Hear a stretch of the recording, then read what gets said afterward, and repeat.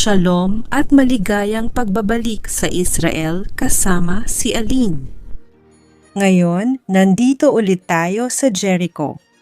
Ngayon, tatalakayin natin ang isa sa pinakamalupit na panahon sa kasaysayan ng lungsod, panahon ng sumpa, taggutom at kamatayan. At ang sumpang ito na tumagal ng daan-daang taon ay nabasag dahil sa dakilang himalang ginawa ng propetang si Eliseo nang nilinis niya ang mga tubig. At ngayon, magkakaroon tayo ng eksklusibong pagkakataon na makita ang tunay na bukal ni Eliseo, ang bukal kung saan naganap ang himala.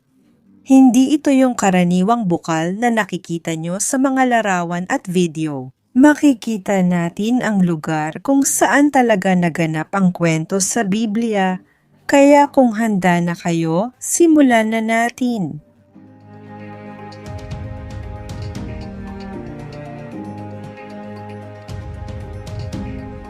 Ngayon, literal na tayong naglalakad sa mga labi ng biblikal na Jericho. Halimbawa, tingnan ninyo ang mga gusaling ito mula panahon ng tanso. At noong nakaraang linggo, mas lalo naming nakilala ang arkeolohiya ng lugar na ito, kabilang na ang mga pader na gumuho sa harap ni Josue at ang bayan ng Israel. Kung nais niyong mapanood ang buong video, ilalagay ko ang link sa dulo ng video na ito. Pero ang pag-uusapan natin ngayon ay kung ano ang nangyari pagkatapos gumuho ang mga pader at masunog ang lungsod. Ang nangyari ay isinumpa ni Josue ang lugar na ito at sino mang magtatangkang muling itayo ang lungsod. Noong panahong iyon, pinasumpa ni Josue ang mga tao at sinabi, "Sumpain sa harap ng Panginoon ang sino mang lalaki na magtatangkang itayo at muling buuin ang lungsod ng Jericho gamit ang bato." Sa buhay ng kanyang panganay ay itatayo niya ang mga pundasyon nito, at sa buhay ng kanyang bunso ay ilalagay niya ang mga pintuan nito. At pinatutunayan mismo ng arkeolohiya ng lugar na ito ang bagay na iyon. Natuklasan ng mga arkeologo na matapos masunog ang lungsod, may makapal na patong ng pag-abandona na nagpapakitang walang nanirahan dito sa maraming siglo. Alam nating walang laman ito ng halos 500 taon. Pero, laging may isang tao na sumusuway sa Diyos. At sa pagkakataong ito ay si Yael, ang Betelita.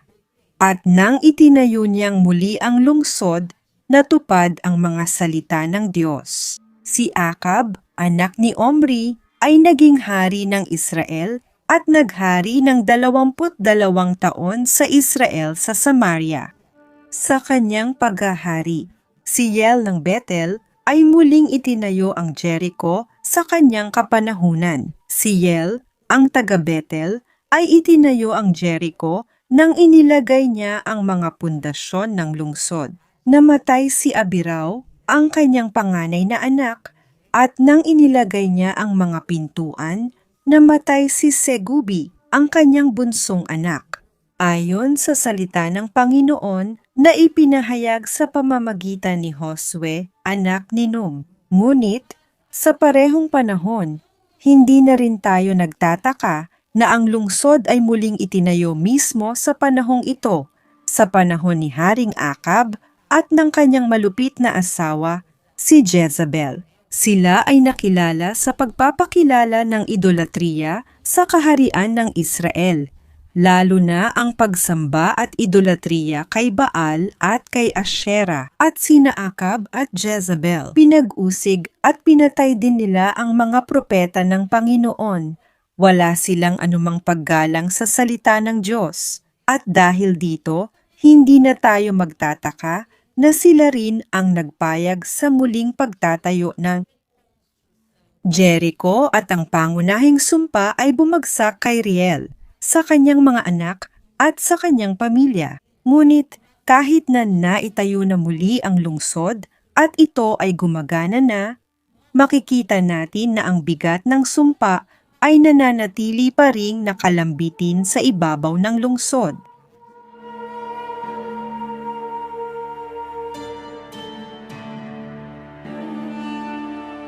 At sa mga unang taon pa lamang matapos ang muling pagtatayo ng Jericho, napansin ng mga tao roon na ang tubig sa lungsod ay hindi maganda.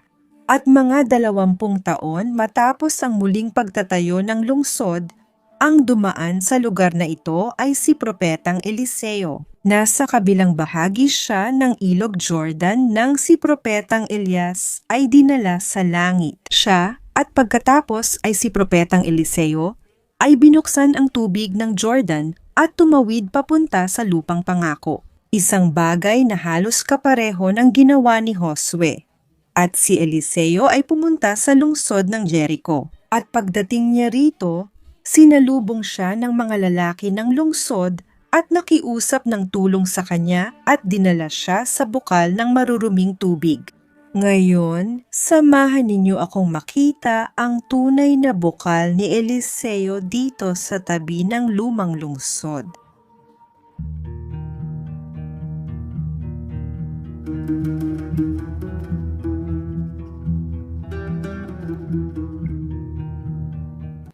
Ngayon, makikita natin ang bukal ni Eliseo. Sa Hebreo, tinatawag itong Mayan Elisha, at sa Arabe naman, Sultan.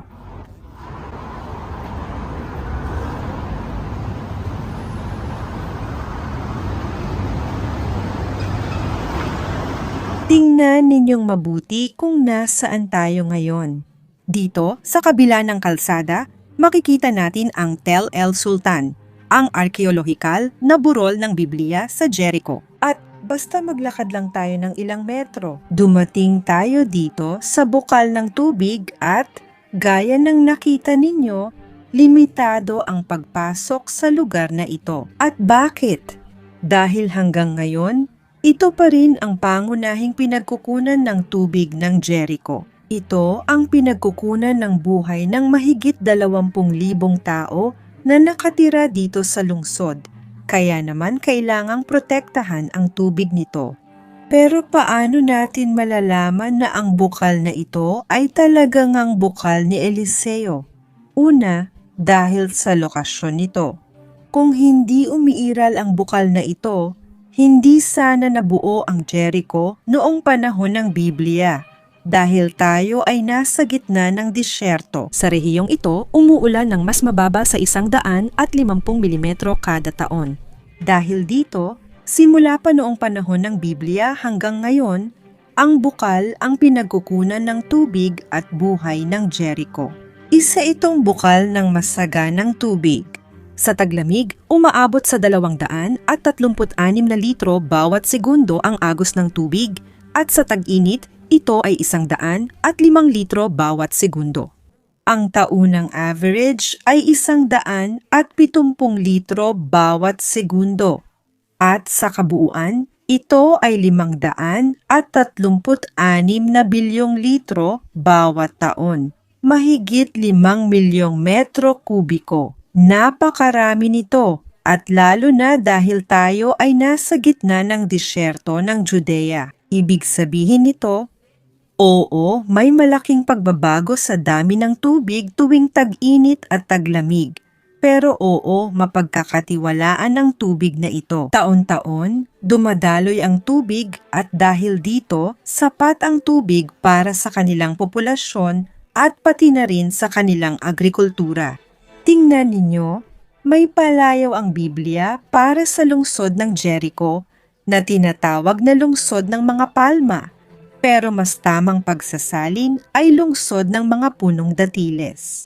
ER 8. Marim, pansinin niyo kung gaano kahalaga ang pangalang ito na ibinigay sa Jericho. Isang lungsod sa gitna ng disyerto ay kilala noong panahon ng Biblia dahil mismo sa kanyang malawak na agrikultura.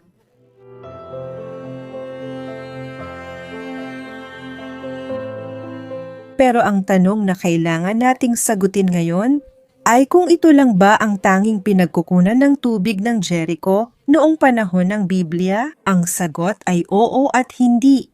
May iba pang pinagkukunan ng tubig. Isa sa mga ito ay tinatawag na Enkelt, na nasa mga 6 o 7 kilometro mula rito.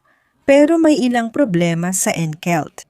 Una, Bukod sa layo 6 o 7 kilometro ang nilalakad araw-araw para kumuha ng tubig na hindi praktikal noon. Bukod dito, malaki ang pagbabago ng dami ng tubig ng Enkelt tuwing tag-init at taglamig. Sa tag-init, napakakaunti ng tubig na hindi sapat para suportahan ang isang buong lungsod. Kaya naman, sa mga sumunod na panahon, mula sa panahon ng mga Romano at pataas, oo, ginamit nila ang Enkelt bilang karagdagang pinagkukunan ng tubig, ngunit hindi bilang pangunahing pinagkukunan. At ang isa pang bukal na nasa rehiyon ay ang Ennuema, na 5 kilometro ang layo mula sa Jericho, na masyadong malayo para hakutin ang tubig noong sinaunang panahon. At maliit din ang daloy ng tubig doon. At ang huling posibleng pinagkukunan ng tubig ay isang sapa. Panapanahong lumilitaw kapag may biglaang pagbahasa. Taglamig. Umiiral pa rin ang fenomeno na ito hanggang ngayon. Gayunpaman, kadalasan hindi angkop ang ganitong tubig para inumin ng tao. Maaari itong gamitin sa agrikultura, ngunit hindi mabubuhay ang lungsod kung iyon lang ang source nila. Makikita natin na ilang metro lang mula sa atin ang bukal. At ito lang ang tanging posibilidad na maging tunay na bukal ng Jericho, ang bukal ni Eliseo. At nang dumating siya rito, ang mga tubig dito ay masasama. Mga tubig na nagdudulot ng pagkabaog sa lupa at pati na rin sa mga babae. Kaya bumalik sila kay Eliseo na nanatili sa Jericho. Sinabi ng mga lalaki sa lungsod kay Eliseo, "Tingnan mo, maganda ang kinalalagyan ng lungsod na ito. Tulad ng nakikita mo, ngunit ang tubig ay hindi maganda at ang lupa ay baog." Sinabi niya, "Dalhan ninyo ako ng bagong pinggan na may asin." At dinala nila ito sa kanya. Kaya pumunta si Eliseo sa bukal at inihagis ang asin sa tubig at sinabi, "Ganito ang sabi ng Panginoon, gagawin kong malusog ang tubig na ito. Hindi na ito magiging sanhi ng kamatayan o pagkabaog." At ang tubig na iyon ay naging malusog hanggang sa araw na ito. Pangalawang salita na sinabi ni Eliseo.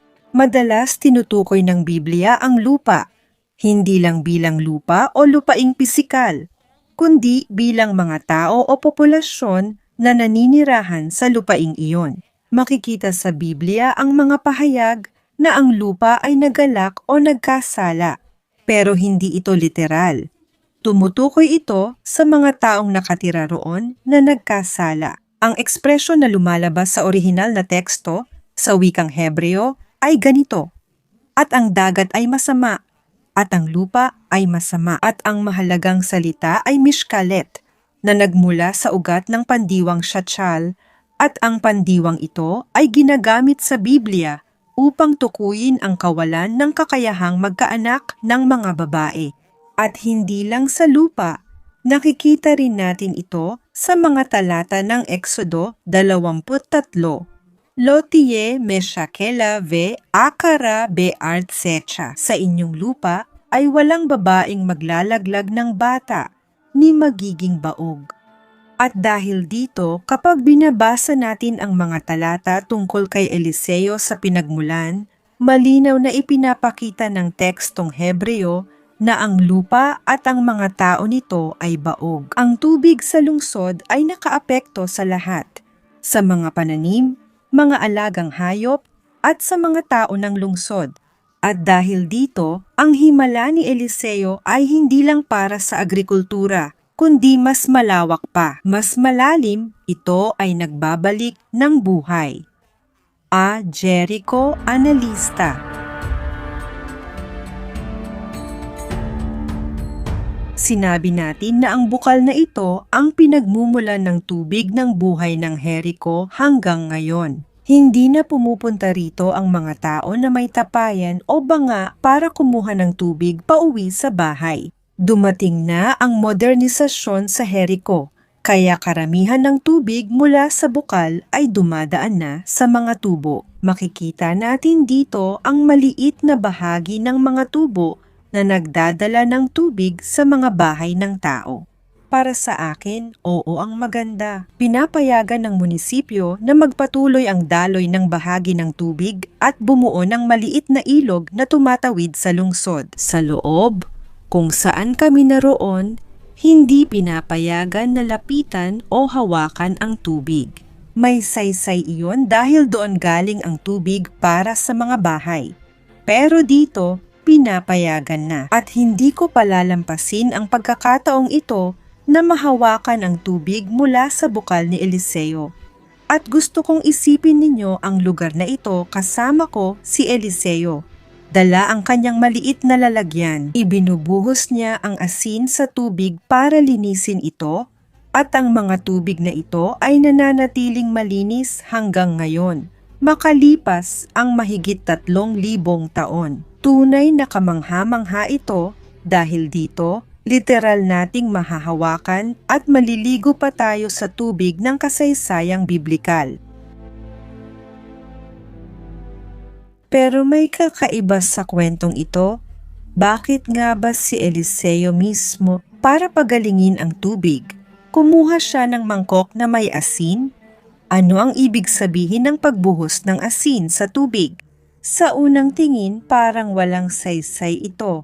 Paano nga ba makakalinis at makakapagpapurong ng tubig ang pagbuhos ng asin sa isang bukal? Sinasabi ng lohika na ang paglalagay ng asin sa tubig ay magkakaroon ng kabaligtarang epekto. Kung susuriin natin ang Biblia, makikita natin na ang asin ay isang napakalinaw na simbolo ng isang matibay na tipan, ng isang walang hanggang tipan sa Diyos.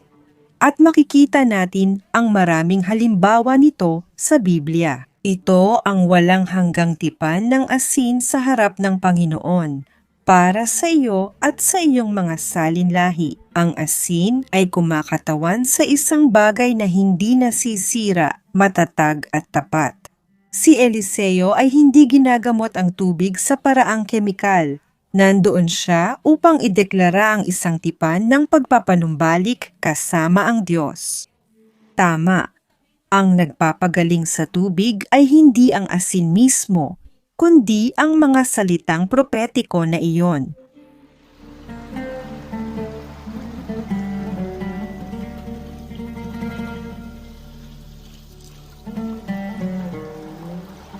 At bakit kailangang bago ang mangkok na iyon? Una, para maihiwalay ang karaniwan sa itinalaga. Hindi dapat gamitin ang isang karaniwang mangkok na ginagamit para sa pagkain o kung ano paman para gumawa ng isang gawain para sa Diyos. Hindi rin natin malalaman kung ang mangkok na iyon ay ginamit na para sa ibang bagay, marahil para sa mga sakripisyo o baka para sa isang bagay na may kinalaman sa idolatria. Kaya dahil dito kailangan ng bagong mangkok at higit pa roon, ang bagong mangkok ay sumisimbolo ng pagputol sa nakaraan ng Jericho, isang nakaraan ng pagkawasak at sumpa. At ngayon, si Eliseo ay nagbubukas ng bagong kabanata sa kasaysayan ng Biblia ng lugar na iyon. At ang paggaling ng mga tubig na ito ay naging pangwakas. Sinasabi sa atin ng Biblia na ang mga tubig na ito ay nananatiling malinis hanggang sa kasalukuyan at dito naihayag ang katotohanan ng Jericho. Ang tubig na ito ay dalisay, maganda at ginagamit pa rin ngayon. Gagamit tayo ng agham para malaman kung gaano kadalisay ang mga tubig na ito. Ang mga siyentipiko ay nagsasagawa ng araw-araw na pagsubaybay sa kalidad ng tubig dahil ito ang nagsusuplay sa buong lungsod. At ang average na chloride dito sa mga tubig na ito ay humigit kumulang 30 miligramo bawat litro, na talagang mababa. Napakaganda nito, higit pa sa pambansang average ng Israel. Tingnan ninyo ito para sa isang tubig.